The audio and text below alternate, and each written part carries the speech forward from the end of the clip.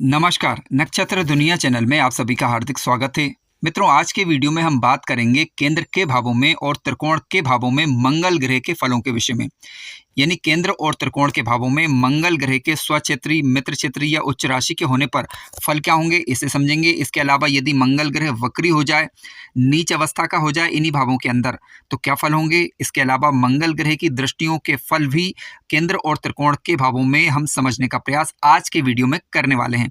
यदि आप चैनल पर नए हैं तो चैनल को सब्सक्राइब अवश्य करें। वीडियो ज्ञानवर्धक लगे तो लाइक भी करें। मित्रों, ज्योतिष शास्त्र में जहां सूर्य को राजा का दर्जा प्राप्त है तो वहीं मंगल को सेनापति का दर्जा प्राप्त है। यदि कुंडली के अंदर मंगल ग्रह शुभ और बलवान होकर बैठे हुए हों तो जातक अपने भुजबल के दम पर, यानी अपने साहस के दम पर, पराक्रम के दम पर जीवन काल के दौरान सफलताएं अर्जित करता है। यदि मंगल कुंडली के अंदर मजबूत हो तो जातक रक्षा इत्यादि क्षेत्रों में सफलता प्राप्त करता है। भूमि, भवन, वाहन का सुख जातक जीवन काल में उठा सकता है। प्रशासनिक योग्यता ऐसे जातकों के अंदर पाई जाती है यदि मंगल केंद्र या त्रिकोण के भावों में बैठे हो, कारक ग्रह बनकर पर्याप्त अंश बल के साथ। कोर्ट कचहरी इत्यादि में मंगल जातक को सफलता प्रदायक माने जाते हैं। राजनीतिक क्षेत्र हो तो इसमें भी जातक को सफलता प्रदान करते हैं। इसके अलावा किसी भी प्रकार के साहसिक वर्क हो तो वहाँ पर मंगल जातक को सफलता प्रदान करते हैं। इलेक्ट्रॉनिक वर्क, ठीक है, इसमें भी हालांकि राहु की भी यहाँ पर महत्वपूर्ण भूमिका होगी, शनि की भी महत्वपूर्ण भूमिका होगी, लेकिन मंगल की दृष्टि से यदि बात करें तो टेक्निकल क्षेत्रों में मंगल ग्रह भी सफलता प्रदायक माने जाते हैं। यदि मंगल कुंडली के अंदर खराब हो जाएं, नीच राशि या शत्रु राशि के होकर बैठ जाएं, तो ये ठीक नहीं कहा जा सकता। जातक के अंदर जल्दबाजी का गुण पाया जा सकता है। लड़ाई झगड़े करने वाला जातक हो सकता है। जरा जरा सी बात पर गुस्सा करना, यानी गुस्से पर नियंत्रण ना रहे, इस प्रकार की स्थितियां निर्मित होती हैं यदि मंगल ग्रह कुंडली के अंदर किसी भी प्रकार से पीड़ित हो रहा हो।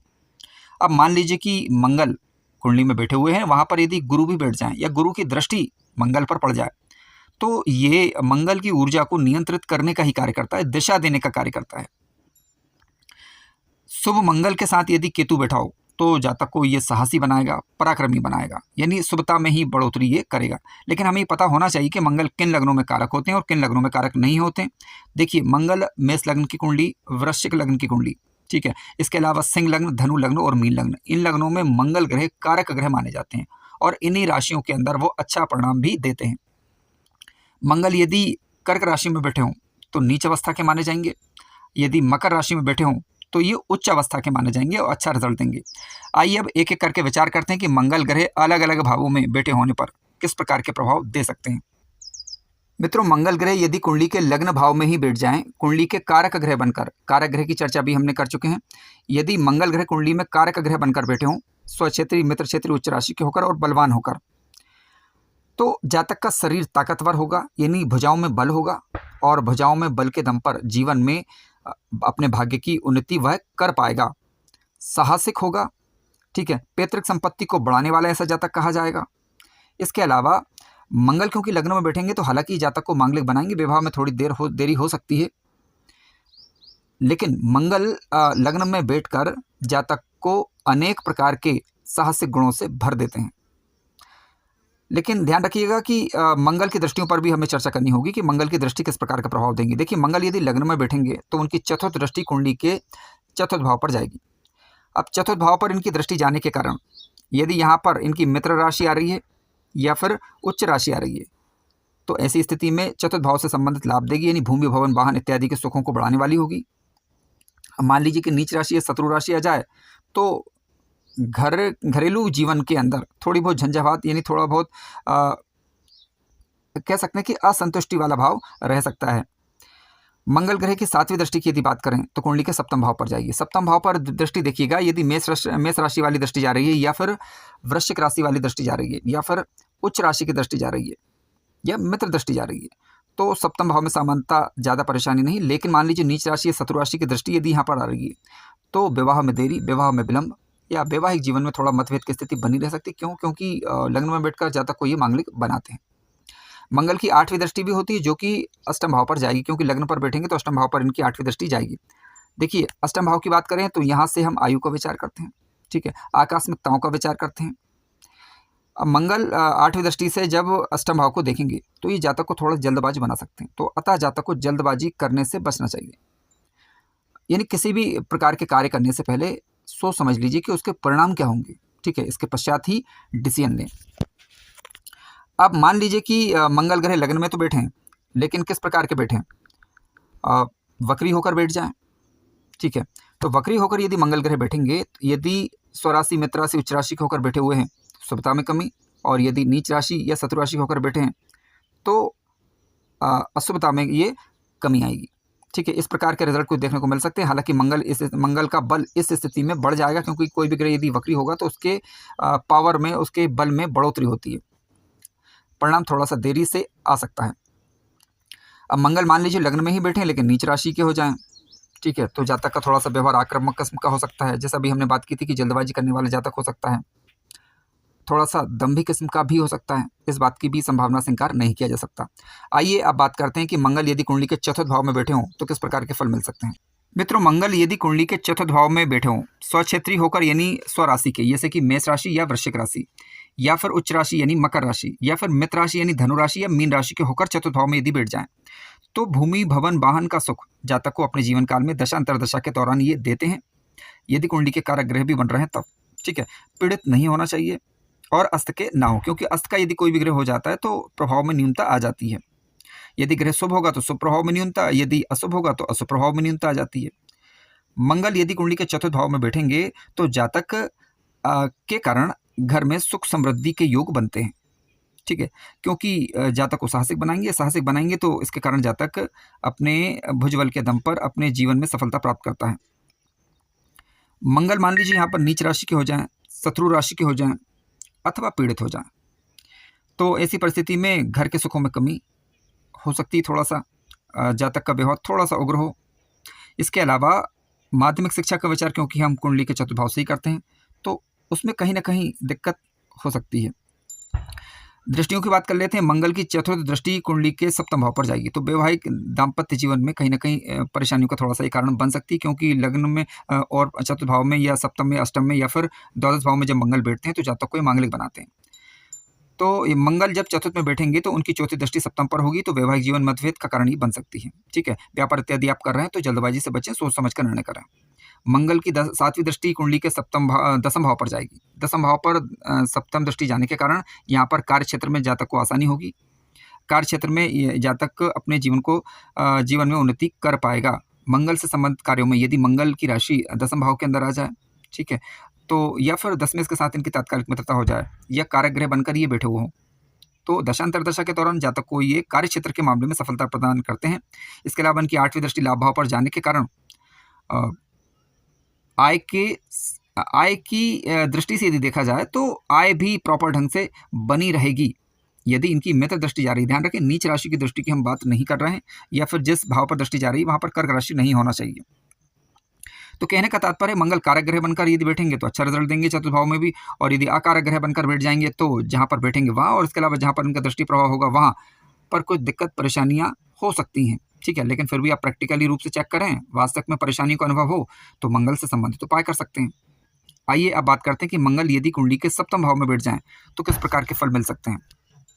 मित्रों, मंगल ग्रह यदि कुंडली के सप्तम भाव के अंदर बैठ जाएं, लेकिन मेष राशि या वृश्चिक राशि के होकर या उच्च राशि के होकर, तो ऐसी परिस्थिति में वैवाहिक जीवन सामान्य रहेगा। व्यापार इत्यादि क्षेत्रों में जातक को सफलता प्रदान करते हैं। इसके अलावा कार्य क्षेत्र में भी जातक को आसानी होगी, क्योंकि इनकी चौथी दृष्टि कुंडली के दसम भाव पर होने के कारण जातक को मंगल से संबंधित कार्यों में या फिर अपनी मित्र राशि से संबंधित कार्यों में सफलता प्रदान करते हैं। लग्न भाव पर दृष्टि जाने के कारण जातक का स्वभाव थोड़ा सा उग्र हो सकता है, वाणी उग्र हो सकती है, क्योंकि आठवीं दृष्टि इनके धन भाव पर जाएगी। कुटुंब जनों के साथ सामान्य प्रकार का व्यवहार रह सकता है। लेकिन मान लीजिए मंगल ग्रह अकारक ग्रह बनकर हो जाए, नीच राशि के बनकर बैठ जाएं सप्तम भाव के अंदर, तो ऐसी परिस्थिति में हम फिर इनसे ज़्यादा अच्छे फलों की उम्मीद नहीं कर सकते। वैवाहिक जीवन में दिक्कतें परेशानियां सामान्य रह सकती हैं। अब निर्भर करेगा कि सप्तमेश कहाँ है, सप्तम भाव का स्वामी ग्रह यानी कहाँ बैठा हुआ है, सप्तम भाव पर किन ग्रहों का प्रभाव है ये भी हमें देखना होगा। सप्तम भाव में जब मंगल बैठेंगे तो जातक को ये मांगलिक बनाते हैं। जातक का व्यवहार थोड़ा सा ज़्यादा उग्र हो सकता है। ठीक है, कार्य क्षेत्र में हालांकि तरक्की दे देंगे, लेकिन कुटुंब जनों इत्यादि के साथ जातक का मतभेद हो सकता है, यानी मुंह पर बोल देने वाले जातक होगा, जिसके कारण अनायासी पारिवारिक के लोग उसके शत्रु बन सकते हैं, या कह सकते हैं कि उनके साथ जातक की ना निभे, इस प्रकार की संभावना बन सकती है। फिर भी आप ये देख लीजिएगा कि मंगल पर अन्य शुभ ग्रहों का प्रभाव है या नहीं, और सप्तमेश की स्थिति क्या है। इन सारी बातों को ध्यान में रखने के पश्चात ही हम ये तय कर पाएंगे कि इनके वास्तविक रिजल्ट क्या होंगे। आइए अब विचार करते हैं कि मंगल यदि कुंडली के दसम भाव के अंदर बैठ जाएं तो किस प्रकार के फल हो सकते हैं। मित्रों, मंगल ग्रह यदि कुंडली के दसम भाव में आकर बैठ जाएं, स्वक्षेत्री होकर यानी मेष राशि या वृश्चिक राशि के होकर, या मित्र क्षेत्री जैसे धनु राशि, मीन राशि या सिंह राशि के होकर बैठ जाएं, तो ये स्थिति काफ़ी शुभ मानी गई है। मंगल यदि यहाँ पर स्वक्षेत्री या उच्च राशि के होकर बैठते हैं तो उच्च कोटि का एक पंच महापुरुष योग बनता है, जिसके कारण जातक को जीवन काल में तरक्की और साहस तो प्राप्त हो गई होगा, क्योंकि इनकी चौथी दृष्टि लग्न पर होगी, तो जातक को काफ़ी तरक्की प्राप्त होगी। अपनी दशांतर दशा के दौरान मंगल जातक को तरक्की देने का कार्य करते हैं।